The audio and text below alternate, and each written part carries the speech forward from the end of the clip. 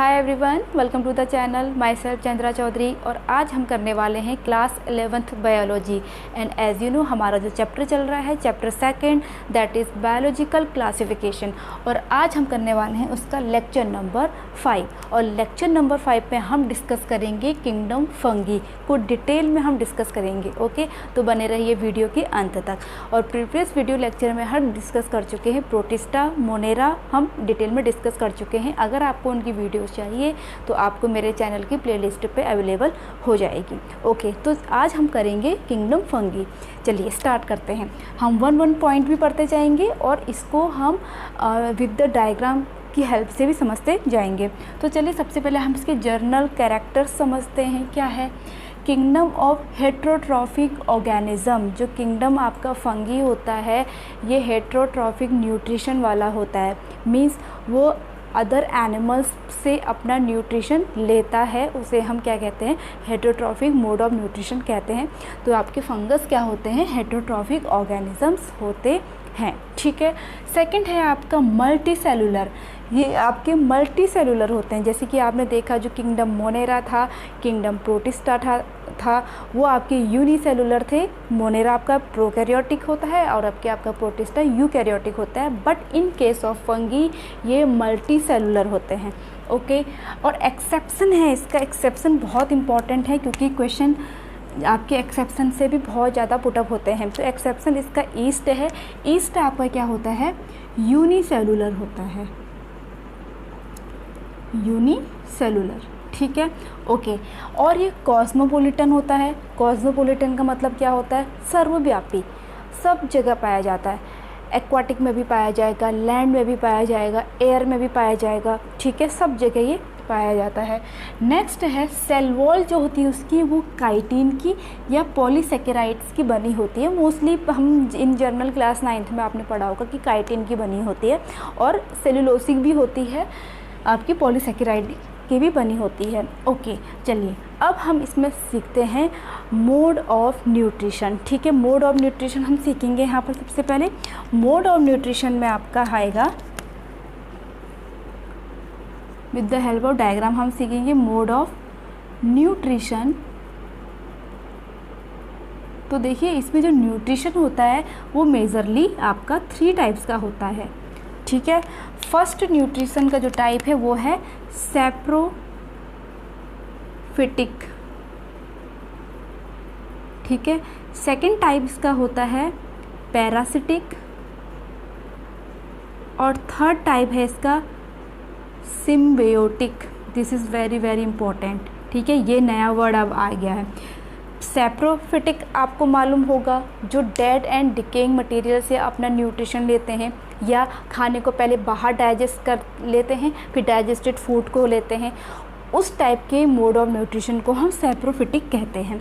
ठीक है, फिर भी मैं लिख दूँ जो डेड एंड डिकेइंग मटेरियल से अपना न्यूट्रिशन लेते हैं। ठीक है। जबकि पैरासिटिक क्या होते हैं, पैरासिटिक इसके उल्टे होते हैं। ये भी अदर ऑर्गेनिज्म से ही खाना लेंगे, लेकिन वो ऑर्गेनिज्म कैसा होना चाहिए, लिविंग होना चाहिए। ठीक है। Food derive from living host. ये अपना खाना किससे लेते हैं, लिविंग होस्ट से लेते हैं। अब थर्ड है आपका सिम्बियोटिक। ये बहुत इम्पॉर्टेंट है। सिम्बियोटिक मतलब क्या होता है, एसोसिएशन करना। ठीक है, मतलब म्यूचुअली रहना, साथ में रहना और एक दूसरे को फ़ायदा पहुंचाना। ठीक है, उस रिलेशनशिप को हम क्या कहते हैं, सिम्बियोटिक, जिसमें दो ऑर्गेनिज्म, अलग अलग ऑर्गेनिज्म आपस में साथ में रहते हैं और एक दूसरे को, दोनों को फ़ायदा पहुंचाते हैं। ऐसे रिलेशनशिप को हम सिम्बियोटिक रिलेशनशिप कहते हैं। अब इसके एग्जाम्पल देखिए। इसका एग्जाम्पल नंबर 1 है लाइकेन एंड सेकेंड एग्जाम्पल इसका माइकोराइजा। ठीक है, दोनों एग्जाम्पल बहुत इंपॉर्टेंट है आपके। अब यहाँ पर थोड़ा सा इन दोनों के बारे में हम डिटेल में पढ़ लेते हैं, लाइकेन और माइकोराइजा। जो आपका लाइकेन ज़्यादा इंपॉर्टेंट है। लाइकेन जो सिम्बियोटिक रिलेशनशिप होती है वो होती है एल्गी प्लस फंगी। क्या क्या होगी, एल्गी प्लस फंगी। अब देखिए होता क्या है, ये आपका सपोज़ एल्गी है, ठीक है, एल्गी है। अब इसमें आपका इसको ऐसे करके ये किसने ले लिया, फंगी ने लिया है, ठीक है। ये फंगी ने इसको ऐसे करके पकड़ के रखा है। अभी हम फंगी का स्ट्रक्चर भी पढ़ेंगे, फंगी, ठीक है। तो यहाँ पर आप देखेंगे ये आपका फंगी है। तो फंगी क्या करता है, देखो फंगी सॉइल में से न्यूट्रिशन सक करता है। न्यूट्रिशन लाइक जैसे आपका हो गया फॉस्फेट, फॉस्फेट को वो सक करेगा और किसको देगा, इस एल्गी को देगा। अब एज यू नो जो एल्गी होते हैं वो फोटोसिंथेटिक होते हैं, फोटोसिंथेटिक होते हैं, ठीक है। अब ये फूड बनाएगा और ये एल्गी इस फंगी को क्या करेगा, फूड प्रोवाइड कराएगा। तो रिलेशनशिप समझ में आई ना, दोनों एल्गी और जो फंगी है वो साथ में रह रहे हैं। फंगी क्या दे रहा है, उसको सॉइल में से मिनरल्स, न्यूट्रिशन एब्जॉर्ब करके इस एल्गी को दे रहा है, फॉस्फेट आयन, ठीक है, फॉस्फेट आयन्स दे रहा है। और बदले में एल्गी क्या कर रहा है, उन मिनरल्स को यूज़ करते हुए फूड बना रहा है with the help of photosynthetic, and जो खाना बन गया वो फंगी को भी दे रहा है, ठीक है। तो ये आपको फंगी लाइकिंग समझ में आ गया होगा। सेम उसी तरह से माइकोराइज़ा भी सेम यही होता है कि कोई भी एक प्लांट होता है ऐसे, ठीक है, उसकी जो जड़ें होती हैं, ये जो जड़ें होती, इन जड़ों को आपकी फंगी क्या कर लेता है, ऐसे कवर कर लेता है। फिर सेम प्रोसेस फंगी क्या करेगा, जो फॉस्फेट होता है, ठीक है, वो फॉस्फेट को एब्जॉर्ब करके इस पेड़ को देगा, पेड़ बदले में इसको फूड देगा। तो ये रिलेशनशिप भी कैसी होगी आपकी, सिम्बियोटिक। तो ये आपका माइकोराइज़ा है जो पेड़ों की जड़ों के साथ रिलेशनशिप बनाता है, ठीक हो गया। और जबकि आपका लाइकेन क्या है, एल्गी और फंगी के बीच की रिलेशनशिप है, ओके। तो चलिए अब नेक्स्ट आपका टर्म है कि आप थोड़ा बहुत स्ट्रक्चर इसका समझ लीजिए, किसका, फंगी का, ठीक है। फंगी का जो स्ट्रक्चर होता है, सपोज़ ये कोई रोटी का टुकड़ा है, ठीक है। आपने देखा होगा रोटी को जब आप कहीं बाहर छोड़ देते हो, ठीक है, उसमें फंगस लग जाती है, ब्राउन ब्राउन कलर की या ग्रीन ग्रीन कलर की दिखने लगती है, ठीक है, वो क्या है, फंगी है। जब आप उसको देखोगे, ऑब्जर्व करोगे, तो इस टाइप का स्ट्रक्चर उसमें दिखाई देते हैं, इसी करके उसमें फंगस लग जाती है। अब इन स्ट्रक्चर को, ठीक है, हल्के हल्के छोटे छोटे जैसे बाल होते हैं ना, वैसे दिखाई देते हैं। अब इन स्ट्रक्चर को जब आप अंडर माइक्रोस्कोप देखेंगे तो इनका स्ट्रक्चर कैसे दिखाई देता है, ऐसे थ्रेड लाइक स्ट्रक्चर दिखाई देता है, ठीक है। अब इन थ्रेड लाइक स्ट्रक्चर की अगर हम बात करें, सबसे पहली बात तो ये क्या है, thread like structure, thread like structure है,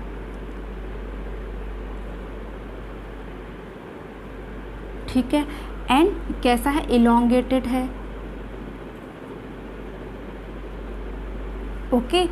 अब थोड़ा सा इसको हम डिटेल में और पढ़ते हैं। इसको और अगर हम ऑब्ज़र्व करें तो इनका स्ट्रक्चर कुछ इस टाइप से आपको दिखाई देगा, ठीक है,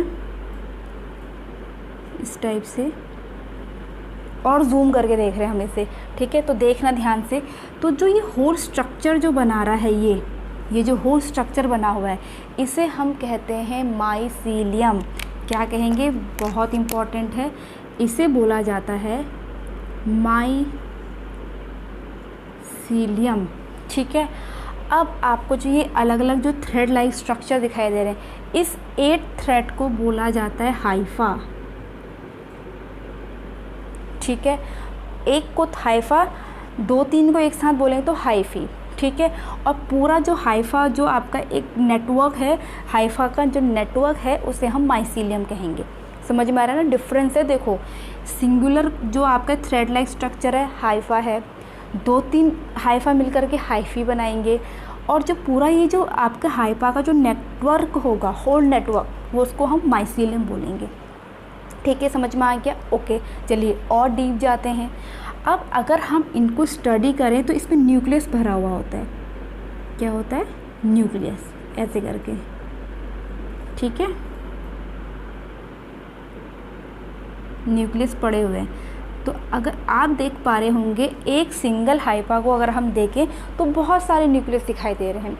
तो इस कंडीशन को हम कहते हैं मल्टी न्यूक्लिएट। ये आपके मल्टी न्यूक्लिएट होते हैं और मल्टी न्यूक्लिएट की कंडीशन को कहा जाता है सिनोसिटिक। Very very important. इस कंडीशन को हम क्या कहेंगे? सिनोसिटिक कंडीशन बोलेंगे। सिनोसिटिक वर्ड बोला जाता है मल्टी न्यूक्लिएट कंडीशन को। ठीक है, ओके। अब एक चीज़ और, अगर मैं यहाँ पर 2 पार्ट्स ले लूँ, सपोज़ इतना वाला जो फंगी है वो अलग है, ये वाला फंगी अलग है, तो देखिए कुछ फंगी में जो ये न्यूक्लियस होते हैं वो ऐसे ही पड़े रहते हैं, उनके बीच में कोई भी ऐसी दीवार नहीं होती जो उनको अलग करे।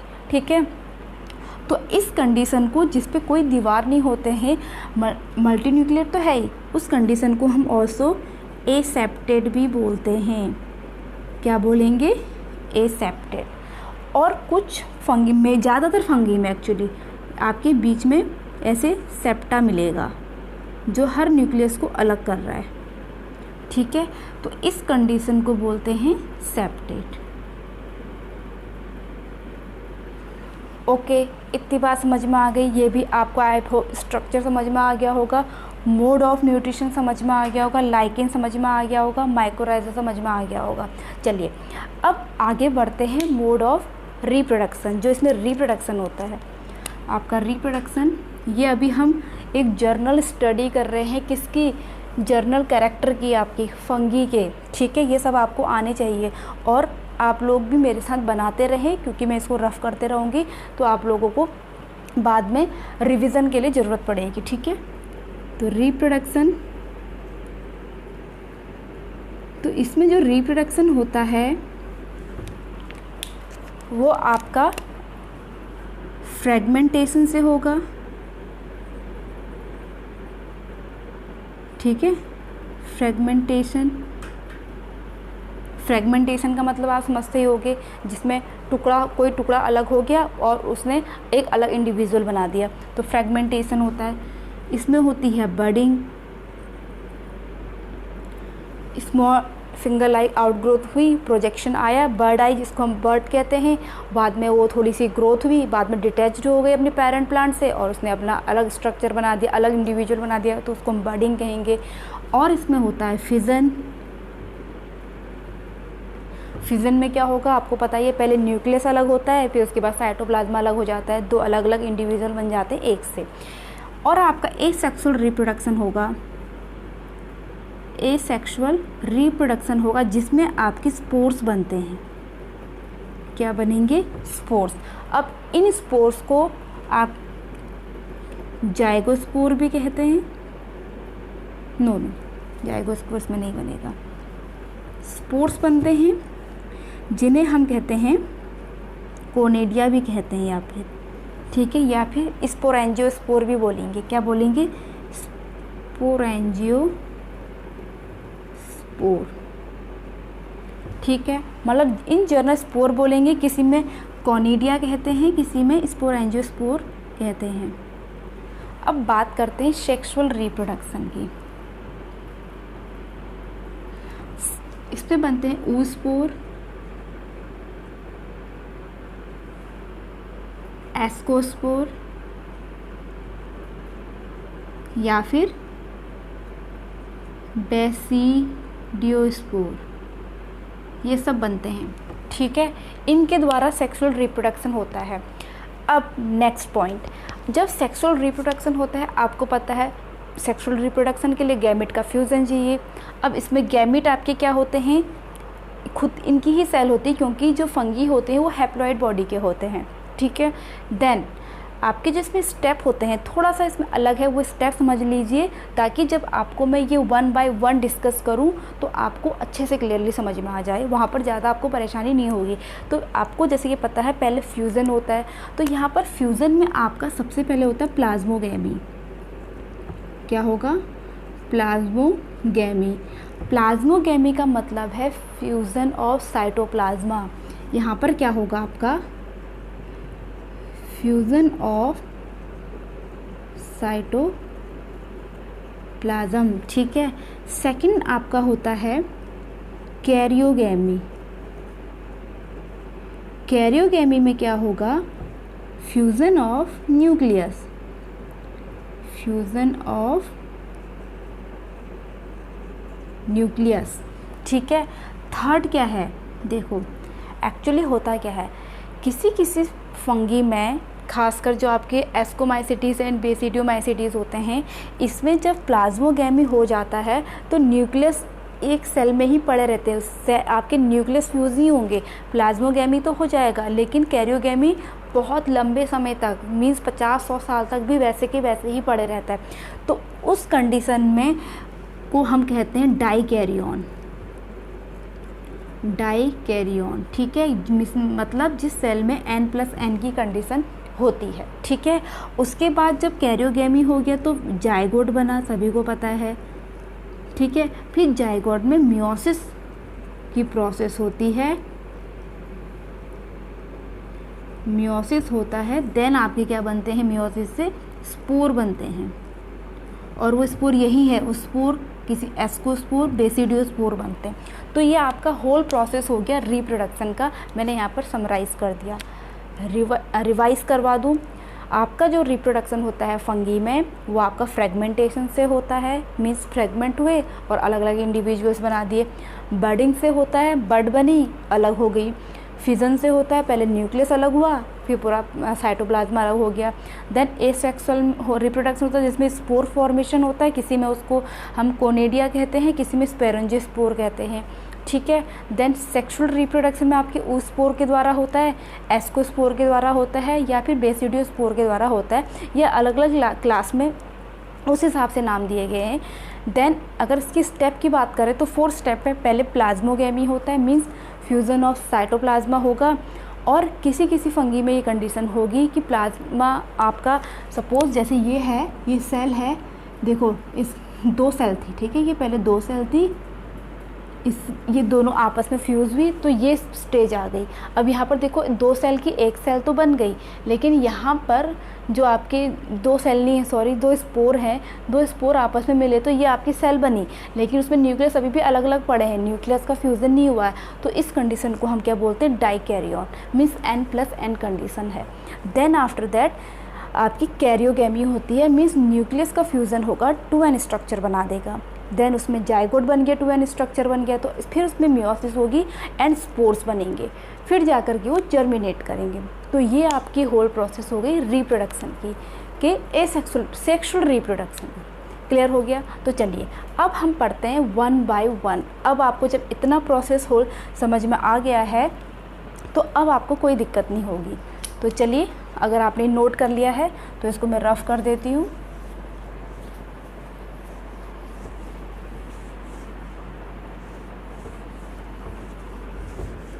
नोट भी करते रहिएगा ताकि आप लोगों को सारी चीज़ें क्लियर होती रहें, ठीक है, रिवीजन के लिए। ओके, तो आपकी जो फंगी है on the basis of morphology, जो इनकी मॉर्फोलॉजी होती है माइसीलियम की, माइसीलियम आपको मैं समझा चुकी हूँ, एंड जो इनको स्पोर बनते हैं आपने देख लिया, स्पोर अलग अलग बनते हैं, एंड आपके जो इनकी मोड ऑफ रिप्रोडक्शन मतलब होता है, उनके बेसिस पे इनको अलग अलग क्लास में डिवाइड किया गया है। तो पहला इसमें क्लास है आपका फाइकोमाइसिटीज़। फाइकोमाइसिटीज़ के बारे में सबसे पहले मैं यहाँ पर बता दूँ, जो फाइकोमाइसिटीज़ होते हैं इनका जो माइसीलियम होता है वो एसेप्टेड होता है, ठीक है। यहाँ पे मैंने लिखा नहीं है, फिर मैं आपको बता दूँ, एसेप्टेड होता है, अनब्रांच्ड होता है, ठीक है। चलिए अब आगे को बढ़ते हैं। पहली बात, इसका जो फर्स्ट पॉइंट है आपका, इसका जो हैबिटाट होता है वो एक्वाटिक हैबिटाट होता है। एक्वाटिक हैबिटाट मीन्स ये पानी में रहते हैं। माइसीलियम एसेप्टेड एंड सिनोसिटिक मीन्स आपका जिसका माइसीलियम होता है, ठीक है, ये जो इसका माइसीलियम है इसमें न्यूक्लियस ऐसे ही पड़े हैं, देखो कोई सेप्टेड नहीं है, न्यूक्लियस से न्यूक्लियस के बीच में कोई भी सेप्टेड नहीं। अब एक ही हाइफा में बहुत सारे न्यूक्लियस हैं, तो और मल्टी न्यूक्लिएट कंडीशन को मैंने पहले ही बता दिया, सिनोसिटी होता है। तभी तो मैंने कहा अगर आप पहले होल प्रोसेस को समझ जाएंगे तो जो यहाँ वन पॉइंट लिखा है वो सब समझ में आ जाएगा आपको। तो सेप्टेड हैं, एसेप्टेड हैं, ठीक है, क्योंकि यहाँ पे सेप्टा प्रेजेंट नहीं तो एसेप्टेड हैं, एंड बहुत सारे न्यूक्लियस है तो सिनोसिटिक कंडीशन है। तो ये पॉइंट आपको क्लियर हो गया होगा। फिर एसेक्सुअल रिप्रोडक्शन बाय जूस्पोर और एप्लानोस्पोर, इसमें आपका सेक्सुअल रिप्रोडक्शन होता है जूस्पोर के द्वारा या फिर एप्लानोस्पोर के द्वारा। और यहाँ पर एक चीज़ मैं बता दूँ, जो जूस्पोर होते हैं वो होते हैं मोटाइल, जबकि जो एप्लानोस्पोर होते हैं वो होते हैं नॉन मोटाइल, ठीक है। इसके एग्जाम्पल की बात करें तो म्यूकर है, राइजोपस है एंड एल्ब्यूगो है, ठीक है, समझ में आ गया। चलिए अब हम इसको थोड़ा सा रिप्रोडक्शन की प्रोसेस जो है वो समझ लेते हैं। रिप्रोडक्शन की प्रोसेस आप लोग भी मेरे साथ साथ नोट करते रहिएगा। तो देखिए पहले हम एसेक्सुअल रिप्रोडक्शन पढ़ते हैं। यहाँ पे मैंने डायग्राम बनाया हुआ है, यहीं पे हम इसको समझ लेते हैं। जब इसको रिप्रोडक्शन करना होता है तो जो इसका स्ट्रक्चर है ना, ये एक जो हाइफा है यहाँ पे एक बल्ब लाइक स्ट्रक्चर बन जाता है ऐसे करके, ठीक है। मियोसिस माइटोसिस होगी यहाँ पर, मैं पहले ही बता चुकी हूँ यहाँ पर कि आपका जो किंगडम होता है फंगी, किंगडम फंगी जो है वो हैप्लॉइड बॉडी का होता है, ठीक है। यहाँ पर मैं लिख देती हूँ हैप्लॉइड बॉडी होती है इसकी, ओके। तो माइटोसिस हुआ तो यहाँ पे आपके स्पोर बन गए, यहाँ क्या बन गया आपके स्पोर, ठीक है, ओके। जब स्पोर बन गए तो जो मैंने पहली बात जो ये बल्ब लाइक स्ट्रक्चर मैंने बोला इसको कहा जाता है स्पोरेंजियम। क्या बोला जाएगा? स्पोरेंजियम। तो स्पोरेंजियम के अंदर क्या है? स्पोर हैं, ठीक है। और उसके बाद ये ब्रस्ट हो जाते हैं। ये ब्रस्ट जब हो गए तो यहाँ को आफ्टर ब्रस्ट, ठीक है, ब्रस्ट जब हो गए ये हवा में आ गए और जैसे ही इनको कोई रोटी का टुकड़ा या ऐसे मिला तो वहाँ पर ये फिर से ग्रोथ कर लेंगे, माइसीलियम बना देंगे न्यू। तो ये आपका ये तो प्रोसेस हो गई किसकी? एसेक्सुअल रिप्रोडक्शन की। ये क्या है आपका? Asexual reproduction, okay. चलिए अब हम इसका सेक्सुअल रिप्रोडक्शन भी देख लेते हैं, क्योंकि मैंने यहाँ पर ज़्यादा पॉइंट इसीलिए नहीं लिखे हैं क्योंकि एनसीईआरटी की लाइन बाय लाइन को समझना थोड़ा टफ है, खाली पढ़ना, ठीक है। अगर आप एनसीईआरटी बुक भी खोल के रखो और यहाँ पर जैसे जैसे मैं समझा रही हूँ लाइन बाय लाइन आप उनको पढ़ोगे तो आपको सारी की सारी चीज़ें बातें क्लियर हो जाएंगी, ठीक है। अब इसका हम सेक्सुअल रिप्रोडक्शन कब पढ़ते हैं? सेक्सुअल रिप्रोडक्शन में क्या होता है, जो ये दो हाइफा हैं, ठीक है, ये आपस में ऐसे करके आ जाते हैं, ऐसे करके आ जाएंगे, ठीक है, ऐसे करके आ जाएंगे। और यहाँ पर आपको पता ही है न्यूक्लियस पड़े हुए हैं। तो यहाँ पर ये आपका क्या बनेगा? ये दो आपके मुझे के सिर्व हैं वो आपस में फ्यूज़ हो जाएंगे। फ्यूज़ हो जाएंगे तो पहले साइटोप्लाज्मा मिक्स होगा। साइटोप्लाज्मा का जो फ्यूज़न है उसको हम क्या बोलते हैं? प्लाज्मोगेमी। तो पहला स्टेप क्या होगा? प्लाज्मोगेमी। आपको मैंने स्टेप बाय स्टेप भी पहले ही सिखा दिया, इसीलिए सिखाया ताकि आपको यहाँ पर प्रॉब्लम ना हो। तो पहला स्टेप मैंने प्लाज्मोगेमी बताया था, प्लाज्मोगेमी हुआ। तो जो यहाँ पर दो माइसीलियम दो हाइफा थे, यहाँ पर एक स्ट्रक्चर बना ये, ठीक है। अब इस स्ट्रक्चर को कहते हैं जाइगोस्पोरेंजियम, जाइगोस्पोरेंजियम कहते हैं। अब यहाँ पर देखो इस स्ट्रक्चर के साथ होता क्या है। चलो मैं इसके जो न्यूक्लियस हैं थोड़े अलग कलर से बना देती हूँ, इसको मैं ब्लैक कलर से बना देती हूँ, ठीक है, ताकि आपको बाद में दिक्कत ना हो। तो यहाँ पर कुछ अपने न्यूक्लियस ये वाला हाइफा दे देगा ऐसे, और कुछ न्यूक्लियस आपके इस वाले हाइफा से आ जाएंगे, ठीक है। इसको हम जाइगोस्पोरेंजियम कहेंगे। बट यहाँ पर डाइकैरियोन की स्टेज नहीं पाई जाती है फाइकोमाइसिटीज़ में। जैसे ही यहाँ पर आपकी ये वाली स्टेज है, इसके बाद यहाँ पर पाया जाता है आपका कैरियोगेमी हो जाती है, कैरियोगेमी जब हो गई आपकी तो स्ट्रक्चर कैसा बन जाएगा आपका, इस टाइप से सब फ्यूज़ हो गया आपस में, ठीक है। वैसे मैंने अलग कलर से बनाना था। तो ये सब आपके दोनों न्यूक्लियस आपस में फ्यूज़ हो गए, ठीक है। अब यहाँ पर ये स्टेज क्या आ गई, 2n स्ट्रक्चर मीन्स जाइगोट बना। फिर मैंने क्या बताया था, जब जाइगोट होगा तो क्या होगा, मियोसिस होगा। तो यहाँ पर मियोसिस हुआ, ठीक है। मियोसिस जब हुआ तो यहाँ पर इसने स्ट्रक्चर बनाया इस टाइप से, ये स्ट्रक्चर इसने बना दिया। ये जब स्ट्रक्चर बना तो यहाँ पर अब देखो, यहाँ पर 2n स्ट्रक्चर हो गया, यहाँ अगेन n हो गया, तो यहाँ स्पोर बने। इन स्पोर को क्या कहा जाएगा, आप इसी से रिलेटेड करोगे आप, जाइगोस्पोरेंजियम से जाइगोस्पोर बनेंगे। क्या बनेंगे, जाइगोस्पोर बनेंगे, ठीक है। और ये ब्रस्ट हुआ तो ये आपके हवा में आ गए। फिर जैसी अंडर फेवरेबल कंडीशन आई तो इसने यही स्ट्रक्चर बना दिया, न्यू माइसीलियम बना दिया। तो this is sexual reproduction. Clear, am I clear? Okay, चलिए नोट कर लीजिए। इसके बाद हम सेकेंड आपका करेंगे एस्कोमाइसिटीज़। ओके, यहाँ पर एक पॉइंट और, जो आपके फंगी का फाइकोमाइसिटीज़ होता है, इसको हम एल्गल फंगी भी कहते हैं, एल्गल फंगी, ठीक है। चलिए नोट कर लीजिए, इसको भी रफ कर देती हूँ अब।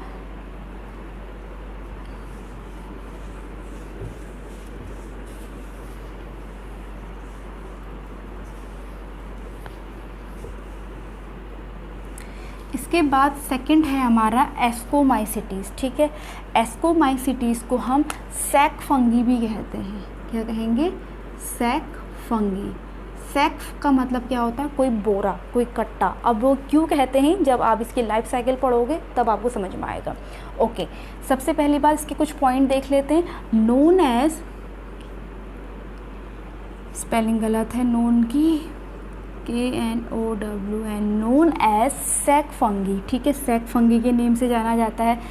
इनका जो मोड ऑफ न्यूट्रिशन होता है वो सेप्रोफिटिक होता है, डीकम्पोजर्स की तरह भी काम करते हैं, ये पैरासिटिक भी होते हैं और कॉप्रोफिलस भी होते हैं। कॉप्रोफिलस मतलब जो ग्रो करते हैं आपके डंग में, ग्रो ऑन डंग, डंग मतलब गोबर में, ठीक है। माइसीलियम सेप्टेड होता है एंड ब्रांच्ड होता है।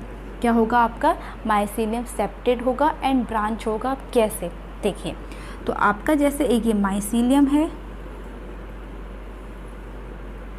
ठीक है, तो ये ब्रांच्ड ऐसे है, ठीक है, यहीं से ब्रांच्ड है। और सेप्टेड मतलब ऐसे पड़ा हुआ है न्यूक्लियस इसमें, इस ढंग से, ठीक है। ओके, अब यहाँ पर देखिए, ये समझ में आ गया होगा ना, आपका ब्रांच्ड भी और सेप्टेड भी क्लियर हो गया होगा। अब नेक्स्ट आपका इसके एग्जांपल है एस्परजिलस है, ठीक है। सेकंड पॉइंट इसका न्यूरोस्पोरा है। यहाँ पर न्यूरोस्पोरा की एक खास बात है, इसका यूज़ जेनेटिक में भी बहुत ज़्यादा किया जाता है, ठीक है। यूजिंग जेनेटिक्स, यूजिंग जेनेटिक्स में इसका यूज़ किया जाता है। ओके, अब और आपके जो मोरल्स एंड ट्रूफल्स होते हैं are edible, truffles and morels ये ईडेबल होते हैं, खाने योग्य होते हैं। चलिए अब इसमें भी हम रिप्रोडक्शन को स्टडी करेंगे, रिप्रोडक्शन, ताकि आपकी एनसीईआरटी में जो लाइन बाय लाइन दिया है वो सारी बातें क्लियर हो जाए। तो आपका ये एक एस्कोमाइसिटीज़ है, ठीक है, सपोज ये न्यूरोस्पोरा है या फिर एस्परजिलस है। तो जब इसमें यहाँ पर एसेक्सुअल रिप्रोडक्शन होगा तो देखिए सबसे पहले क्या होगा, ये एक स्ट्रक्चर कुछ इस टाइप का स्ट्रक्चर ये फॉर्म कर लेता है, पहली बात तो, ठीक है। अब जब ये स्ट्रक्चर फॉर्म कर लेता है तो यहाँ पर ये बना देता है कुछ ऐसे ऐसे स्पोर बना लेता है ये, और इसके इन स्पोर को बोला जाता है कॉनिडिया, ठीक है। और इस होल पूरे सबको मिला करके कहा जाता है कॉनिडियोफोर, कॉनिडियोफोर बोला जाता है। ओके, एंड मोस्ट इम्पॉर्टेंट, अब देखो यहाँ पर जो स्पोर बन रहे हैं वो बॉडी से बाहर बन रहे हैं, तो इस कंडीशन को हम बोलते हैं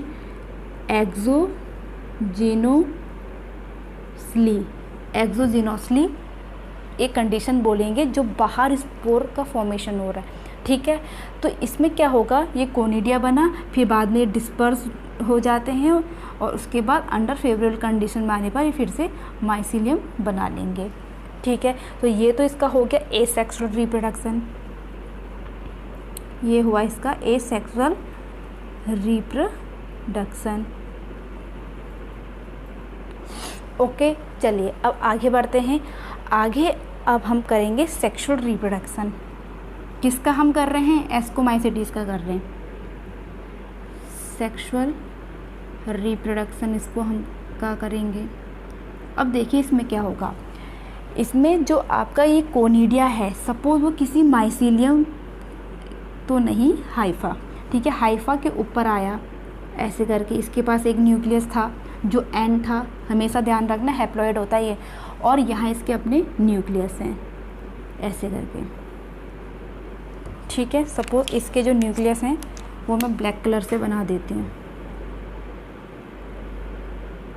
फिर क्या होगा, देखो ये जो न्यूक्लियस है हाइफा का, वो न्यूक्लियस दे देगा इसको और यहाँ पर एक स्ट्रक्चर बना देगा। तो पहला स्टेप क्या है, जल्दी बताओ पहला स्टेप क्या होगा जब ये अपना न्यूक्लियस इसको दे देगा। क्या न्यूक्लियस तो आपके फ्यूज़न नहीं होगा, पहला क्या होगा, प्लाज्मोगेमी होगा। तो यहाँ पे प्लाज्मोगेमी हुई और यहाँ पर स्ट्रक्चर बन गया आपका, सॉरी ये हाइफा ऑलरेडी था, यहाँ पर एक आपका इस टाइप से स्ट्रक्चर बन गया, ठीक है, जिसमें एक न्यूक्लियस इसने दे दिया अपना, एक न्यूक्लियस इसने दे, इसका ऑलरेडी था, ठीक है। अब यहाँ पर देखो प्लाज्मोगेमी से ये बना, इस स्ट्रक्चर को हम कहते हैं एस्कस, बहुत इम्पॉर्टेंट, एस्कस ये बना। और ये स्टेज कैसी है, डाइकैरियन स्टेज है। ये स्टेज कैसी है, दूसरी खास बात क्या है इसकी, डाइकैरियन फेज है, मीन्स n+n है। और ये 50 से 100 साल तक ऐसी की ऐसी भी रह सकती है। कैसे, 50 to 100 ईयर तक भी ऐसी की ऐसी रह सकती है ये, ठीक है। ओके, अब नेक्स्ट क्या होगा, कैरियोगेमी होगा, कैरियोगेमी हुआ, मिस न्यूक्लियस का फ्यूज़न हुआ, तो ये आपका क्या स्ट्रक्चर बनेगा, देखिए यहाँ पर अब आपका स्ट्रक्चर बन जाएगा, ये मिक्स हुआ, दूसरा आपका ये वाला मिक्स हो गया, ये फ्यूज़न हो गया। तो ये आपकी 2n स्टेज है, मीन्स यहाँ पर जाइगोट फॉर्म हो गया।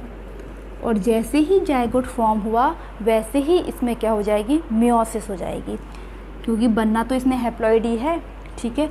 मियोसिस हो गई।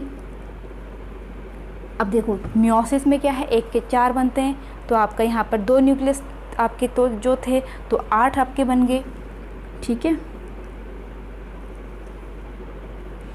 तो यहाँ पर 1 2 3 4 5 6 7 8, यहाँ पर 8 न्यूक्लियस आपके जो बन गए। और ये आपका एक नहीं होता, बहुत सारे होते हैं ऐसे करके, और ये एक सैक में होते हैं ऐसे करके, ठीक है। ये क्या होते हैं, सैक में होते हैं, तभी तो इसका नेम क्या है, सैक फंगी है। और इस सैक को बोला जाता है, मोस्ट इम्पॉर्टेंट, एस्कोकार्प बोला जाता है। क्या कहा जाएगा, एस्कोकार्प, ठीक है। ओके, समझ में आया। अब यहाँ पर ये बस्ट होंगे, जब, तो स्पोर यहाँ आपके हवा में आ गए और इन स्पोर को बोला जाता है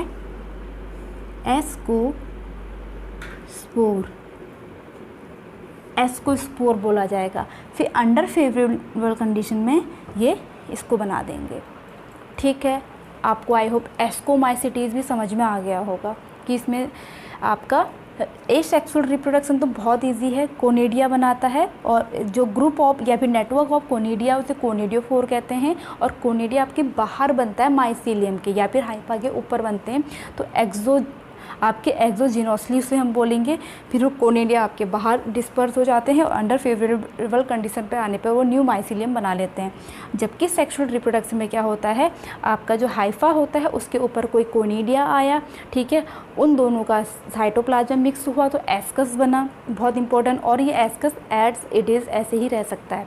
और इस एस्कस की जो कंडीशन होती है वो डाइकैरियन फेज होती है, मीन्स N+N होती है, उसके न्यूक्लियस फ्यूज़ नहीं हुए रहते। फिर आपकी इसमें कैरियोगेमी हुई तो आपस में न्यूक्लियस का फ्यूज़न हो गया, 2N स्ट्रक्चर बन गया। फिर इसमें आपकी मियोसिस हुई, 1-2 मियोसिस हुए तो इसमें आपके 8 आपके स्ट्रक्चर बने। और ये एक नहीं होता, बहुत सारे होते हैं और ये एक सैक के अंदर होते हैं, ठीक है, बोरे के अंदर, जिसको हम एस्कोकार्प कहते हैं, बहुत इंपॉर्टेंट है। उसके बाद वो ब्रस्ट हुए जिनको, और वो स्पोर बने थे, उसमें आपके इसको हम कहते हैं एस्कोस्पोर कहते हैं। और ब्रस्ट होके वो हवा में आ गए और अंडर फेवरेबल कंडीशन पे आने पर उसने अगेन माइसिलियम बना दिया। क्लियर? आगे बढ़ें तो चलिए आप इसको भी समझ लीजिए, फिर इसके बाद हम नेक्स्ट आगे को बढ़ते हैं।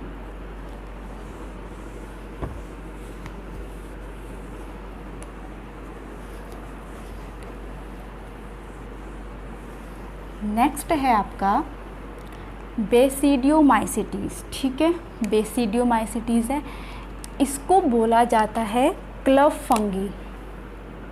क्या बोला जाएगा? क्लब फंगी बोला जाता है, ठीक है। चलिए, commonly known form are mushroom, bracket fungi and आपके पफ बल्स। मशरूम तो सबने देखा होगा। ब्रैकेट कैसे होते हैं? देखिए, जैसे आपका कोई प्लांट है, उसके यहाँ पर ऐसे करके लग जाते हैं, जो ऐसे करके बाहर आउट ग्रोथ आई रहती है, उसको हम ब्रैकेट फंगी कहते हैं, और पफ बॉल्स, ठीक है। इसके बाद नेक्स्ट है आपका live in soil, logs and tree stump, जो मैंने आपके ब्रैकेट फंगी बताया था, and plant body as parasitic. ये प्लांट बॉडी में रह सकते हैं एज अ पैरासिटिक।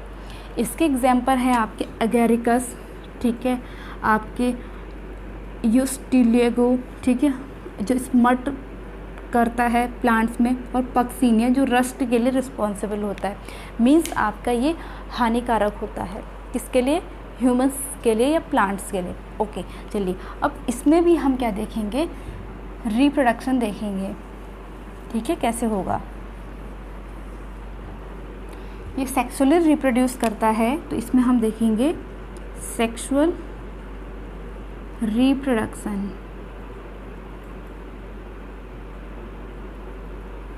ओके, तो इसमें क्या होता है? देखिए, जैसे ये आपके एक हाइफा ये है, एक हाइफा ये है, ठीक है, ऐसे करके। अब दोनों जो क्योंकि ब्रांच्ड है ये भी, मैंने पहले ही बता दिया था कि फाइकोमाइसिटीज़ आपका क्या होता है? अनब्रांच्ड होता है, एसेप्टेड होता है, ठीक है, और सिनोसिटिक तो सभी होंगे। जबकि आपका एस्कोमाइसिटीज़ आपका क्या होता है? आपके सेप्टेड होगा, ये भी सेप्टेड होगा, ये भी सेप्टेड होगा, ये भी आपका कैसा होगा? ब्रांच्ड, ठीक है। ओके, तो ये आपस में ऐसे करके फ्यूज़ हो गई। ओके, इतनी बात समझ में आ गई। जब फ्यूज़ हुई तो इनके पास तो एक न्यूक्लियस ऑलरेडी था, ऐसे करके सेपरेटली।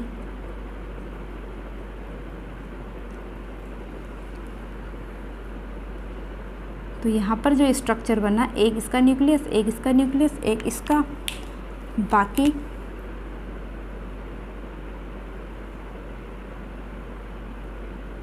एक इसका आया, एक इसका आ गया, एक इसका आ गया। मीन्स आपका जो प्लाज्मोगेमी था यहाँ पर ऑलरेडी प्लाज्मोगेमी हो गया। अब ये ग्रो करेगा, कॉन्टिन्यूसली ग्रो करता रहता है और एक स्ट्रक्चर बनाता है जिसको हम कहते हैं आपके बेसिडोकार्प।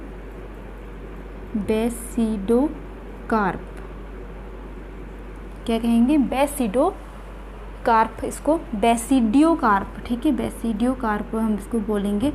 एंड यहाँ पर अगर आपने मशरूम देखे होंगे जो उग जाते हैं ऐसे करके अंदर से, तो यहाँ ऐसा स्ट्रक्चर होता है, ठीक है।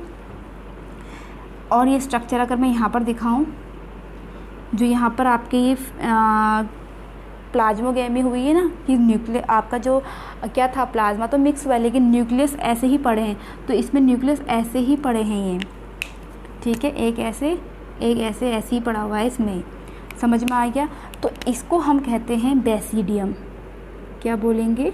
बेसिडियम बोलते हैं। ओके, इतना समझ में आ गया। अब इसमें क्या होगी?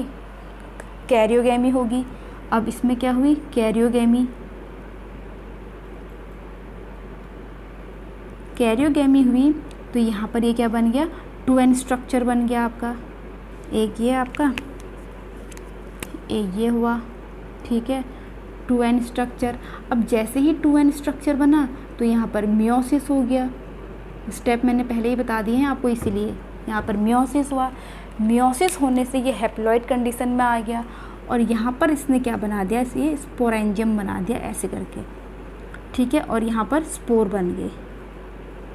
अब जो बेसिडियोमाइसीटीज क्लास के जो आपके फंगस होते हैं उनके स्पोर को बोला जाता है बेसिडियोस्पोर।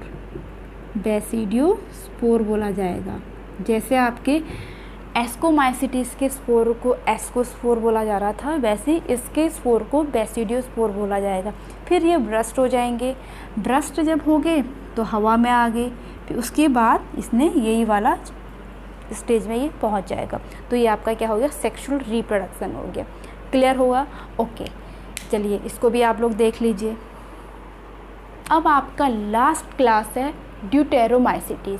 अब देखिए इसके बारे में एक दो पॉइंट हैं, ज़्यादा इंपॉर्टेंट नहीं है, बस जो थोड़ा बहुत जानने की ज़रूरत है उसको जान लीजिए। Commonly known as imperfect fungi, इसको हम इनपरफेक्ट फंगी कहते हैं।